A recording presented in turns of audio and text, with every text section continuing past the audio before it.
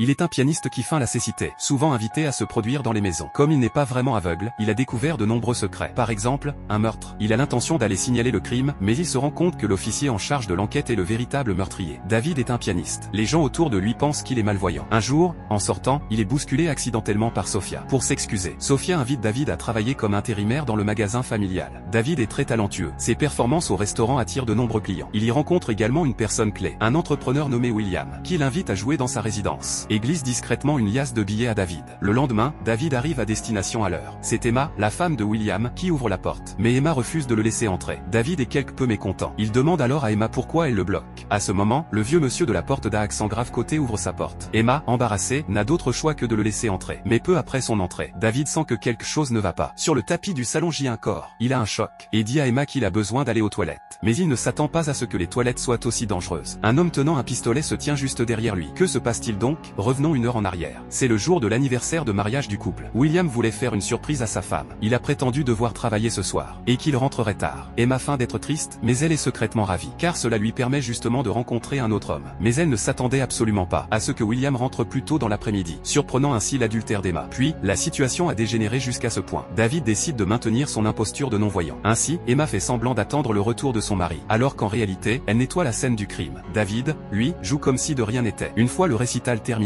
il peut enfin s'échapper. Il se rend alors au poste de police pour signaler les faits. David vient à peine de s'asseoir que Robert, en uniforme, s'avance vers lui. Robert lui demande la raison de sa venue au poste. David est obligé de mentir, prétendant que son chien s'est enfui. Robert propose alors de se rendre au domicile de David pour l'aider à chercher. De retour à l'appartement, Robert le teste sans arrêt, lançant un poignard, puis se cachant soudainement. Heureusement, David garde son calme et ne trahit rien. Quelques jours plus tard, le corps de William est finalement découvert. D'après le dossier de la police, le dernier endroit où William a été vu vivant est le jour où David a été invité à jouer chez lui. David est donc convoqué au poste pour interrogatoire. En arrivant au poste, il voit Emma et Robert assis là. Voir les deux meurtriers jouer la comédie lui soulève le cœur. Il semble que ce monde chaotique aille besoin que quelqu'un prenne l'initiative de remettre de l'ordre. Alors, il se lève lentement.